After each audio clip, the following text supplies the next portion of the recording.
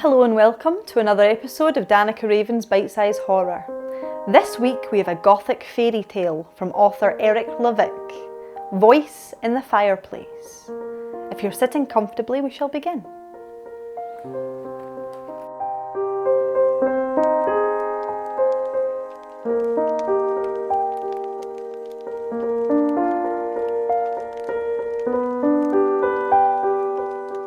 Owen Latch was overjoyed to have purchased his first home. It was incredibly cheap and supposedly haunted. Owen didn't care. He had a home of his own and nothing could take that away from him. The first 2 nights went perfectly. Owen devoured an entire pizza and only partially regretted it. He played video games late into the night. He only did some web design work when he really wanted to. Owen had won a major lawsuit and as such, didn't really need to work for money any longer. The world seemed to be his, and there was no sign of a haunting. Then the 3rd night happened.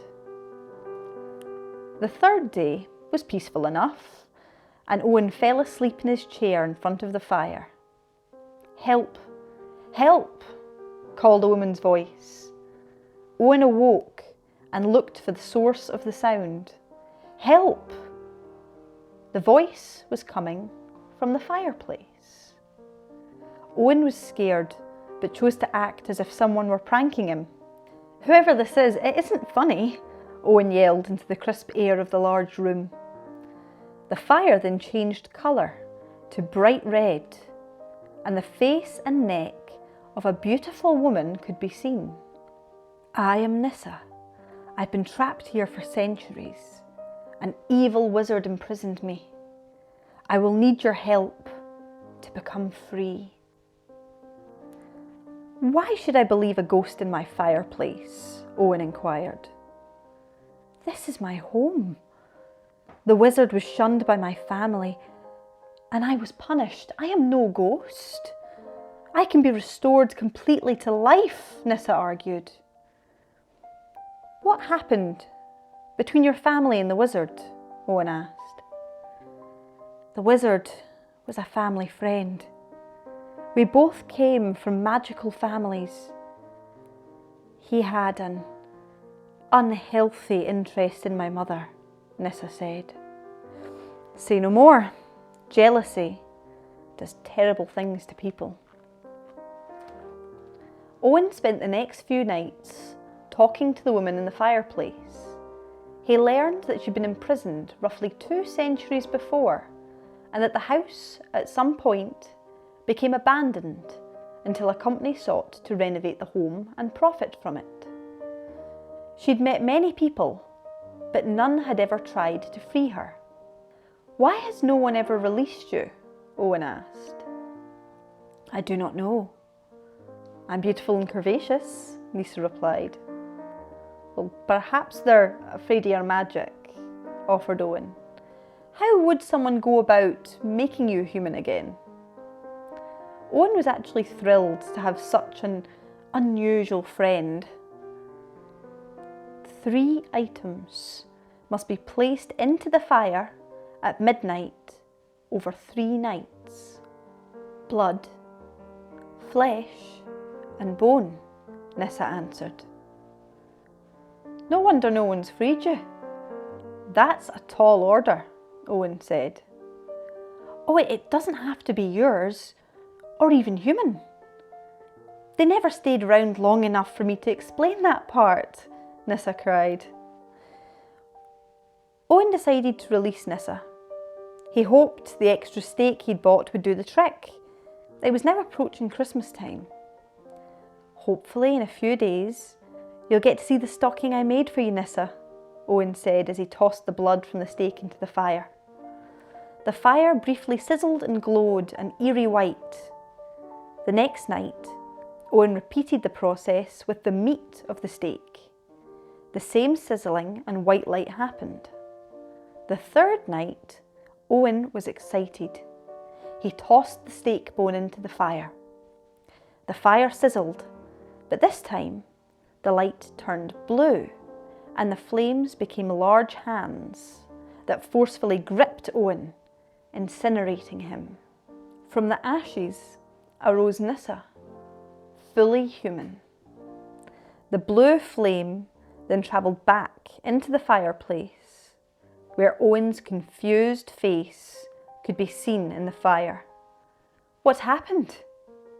"You betrayed me," Owen shrieked. "No, my dear boy, I used you to gain my freedom," Nyssa said as she strutted out the door. Days went by as Owen wept. He could only see his recently purchased home at night when the enchantment on the fireplace allowed him to. Nyssa had not returned. He wasn't even sure this ever was her house. Owen's sad, downcast eyes sobbed.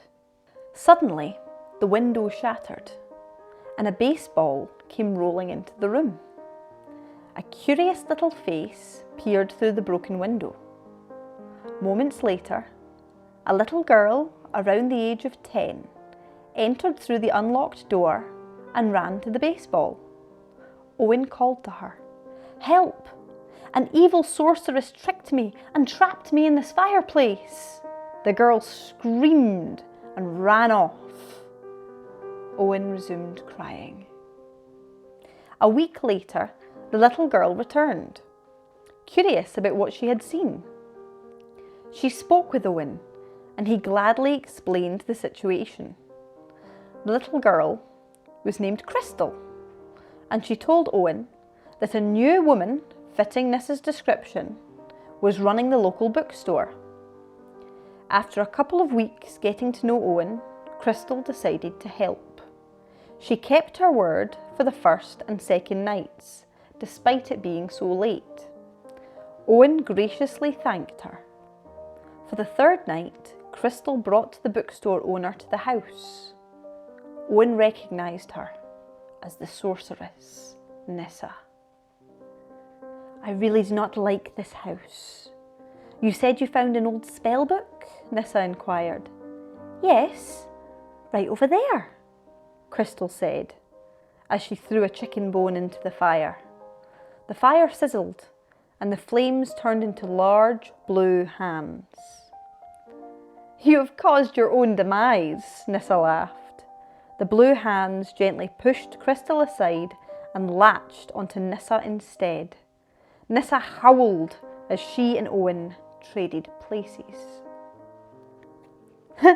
"You're dressed somehow," Crystal said. "Wonders of magic, I guess," Owen commented. "A deal's a deal. Seeing as you're an orphan, you can live here as long as you need. I'll take care of you." "Awesome," Crystal said, hugging Owen. "But I think we should board that up or something." Owen and Crystal both looked at the fireplace. "Well, that sounds like a great idea," said Owen.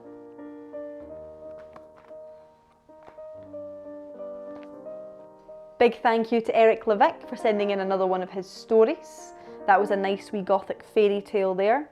If you enjoyed this story, why not check out more of Eric LeVick's work on our channel?